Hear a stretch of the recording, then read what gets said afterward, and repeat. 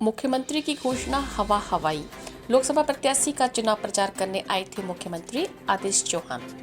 कांग्रेस विधायक आदेश चौहान ने जसपुर आए मुख्यमंत्री पुष्पर सिंह धामी की घोषणाओं को हवा हवाई बताया तथा मुख्यमंत्री के जसपुर आने के मकसद लोकसभा प्रत्याशी अजय भट्ट का चुनाव प्रचार करना था। विधायक आदेश चौहान ने बाजार एजेंसी स्थित कार्यालय पर प्रेस वार्ता कर जसपुर आए मुख्यमंत्री पुष्पर सिंह धामी की घोषणाओं को हवा हवाई बताया और भाजपा की कथनी और करनी में अंतर बताया। विधायक आदेश चौहान ने कहा कि मुख्यमंत्री 29 करोड़ की योजनाओं का शिलान्यास करके गए जो पूर्व से ही प्रस्तावित थी। उन्होंने बताया कि कार्यक्रम में पहुंचकर उन्होंने भी मुख्यमंत्री का स्वागत किया। उन्हें उम्मीद थी कि वे कुछ सौगात जसपुर को रोडवेज बस स्टैंड के रूप में या खेल स्टेडियम के रूप में देंगे, किंतु उनकी विकास की घोषणा हवा हवाई साबित हुई। उन्होंने कहा कि भाजपा के मुख्यमंत्री को जनता से कोई सरोकार नहीं है, वे सिर्फ सरकारी खर्चे पर लोकसभा प्रत्याशी का चुनाव प्रचार जसपुर और जिले भर में कर रहे हैं। 29 करोड़ की योजनाओं को लेकर विधायक ने आरोप लगाया कि जसपुर के 100 करोड़ के विकास कार्यों में अगर आप 29 करोड़ के कार्य करा रहे हैं तो यह ऊंट के मुंह में जीरा के बराबर है। जसपुर की जनता अपने आप को ठगा महसूस कर रही है।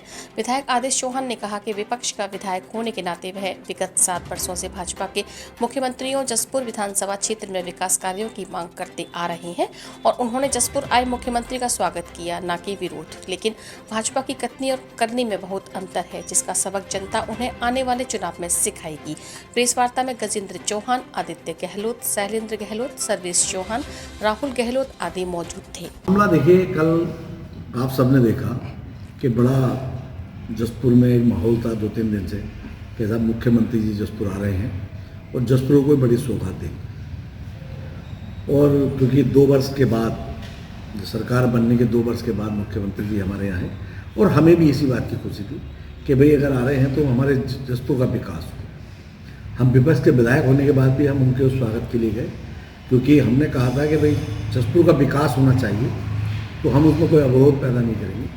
और हमने उसी के तहत उनका सम्मान स्वागत किया और हमने उम्मीद की थी कि जसपुर को कोई बड़ी चीज़ देकर जाए, क्योंकि मांग पत्र हमने दिया। 10 मांग पत्र मेरी जब से मैं विधायक हूँ तब से चली आ रही हैं। और पहले जो त्रिवेंद्र जी थे उनसे भी मैंने मांगा, फिर उसके बाद हमारे ये तीरथ सिंह रावत बने, फिर उसके बाद धामी जी बने, फिर दोबारा धामी जी बने, लेकिन ये मांग चलती आ रही है। लेकिन जसपुर को कोई भी जो मुख्यमंत्री है वो कुछ देने के बाद खाली हवा हवाई बात करके चले जाते हैं और यही कल सिद्ध, क्योंकि देखिए रोडवेज बस स्टैंड गरीबों के लिए होता है और हमारे गरीब या बच्चे जो स्टूडेंट एग्ज़ाम देने जाते हैं वो बारिश में, धूप में, ठंड में सड़कों पर खड़ा होकर बसों का इंतजार करते हैं। रोडवेज बस स्टैंड की स्थापना या घोषणा मुख्यमंत्री जी नहीं करते थे। इसी तरह आप देख सकते हैं कि स्टेडियम, हमारे बच्चों को रोड पर दौड़ कर प्रैक्टिस करनी पड़ती है, दुर्घटना होने के चांस रहते हैं। एक स्टेडियम अगर यहाँ होता तो हमारे जो युवा है वो निखरते और कहीं आगे कंपटीशन में उनका आगे बढ़ते, तो हमारे प्रदेश का, हमारे जसपुर का नाम होता। स्टेडियम हमारे नहीं देकर गए। तो मेरी मांग है कि भाई छोटी मोटी चीज़ें तो देखो, ये तो मंत्री लेवल, विधायक लेवल पर होती रहती है, लेकिन अगर वो आए थे, क्योंकि सरकार का इतना बड़ा पैसा कल खर्च हुआ उनको व्यवस्था बनाने में, लेकिन जसपुर को कुछ नहीं मिला, इस बात का दुख हो।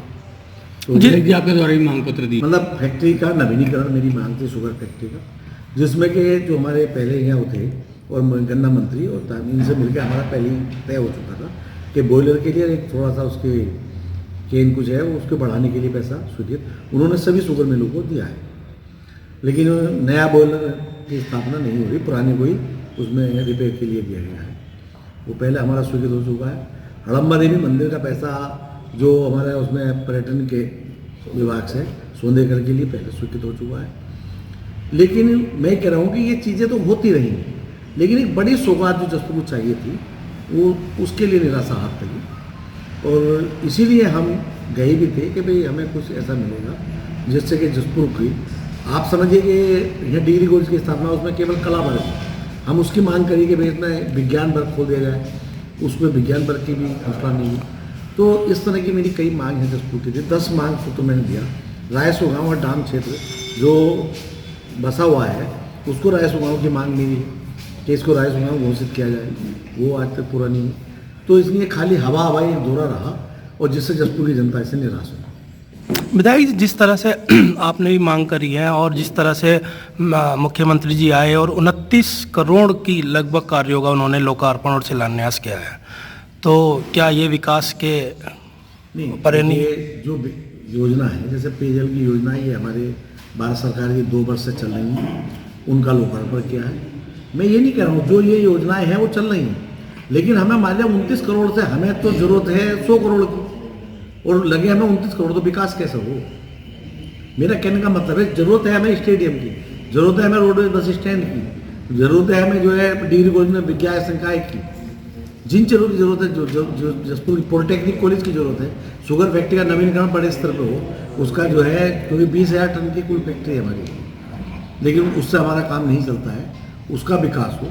तो किसानों के लिए कोई योजना अलग से हो, तो जसपुर की जिस चीज़ की जरूरत है, जनता को वो चीज़ मिलनी चाहिए। क्योंकि ये तो विधायक या मंत्री अपने स्तर से मांगते रहते हैं, वहाँ हम जाते हैं, विधायक जी मंत्री सीएम साहब से मिलते हैं कि हमें ये दे दीजिए। जैसे मैं आपको बता दूं कि एक सड़क स्वीकृत हुई है हमारी 200 मीटर की। जब मैं सचिव से मिला पीडब्ल्यूडी, तो उन्होंने कहा ये रोड हमारी नहीं है, ये सिंचाई विभाग की है। तो मैंने फिर पूछा ये इसका रास्ता बताइए कैसे बने, तो उन्होंने कहा मैं आप एनओसी दिलाओ सिंचाई विभाग से।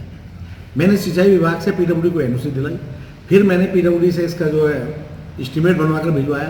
फिर उसके बाद मैं पांडे जी जो हमारे सचिव हैं पीडब्ल्यूडी के, उनसे मिला, तब जाके ये 77 लाख रुपए की सड़क स्वीकृत हुई।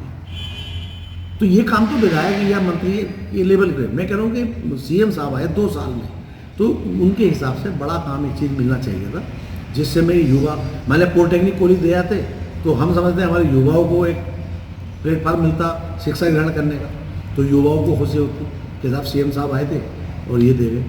या रोडवेज बस स्टैंड दे जाते तो हम समझते कि भाई कोई जो बच्चे एग्ज़ाम देने जाते हैं सड़कों पर तैयार करते, या हमारी मातृशक्ति या बुजुर्ग दवाई लेने देहरादून जाते सड़कों पर खुले में इंतजार करते रहते हैं, तो उनको कुछ राहत मिली। ये मेरा ख्याल है। विधायक जी, क्या आपका मानना है कि ये जो कार्यक्रम था एक चुनावी स्टंट के रूप में था? नहीं, ये देखिए, मैं तो कहता हूँ जनता का पैसे का दुरुपयोग है, क्योंकि सब सरकारी खर्चे पे हुआ है, इसमें किसी का और योगदान नहीं, लेकिन जनता के हाथ में आ सकता है। ठीक।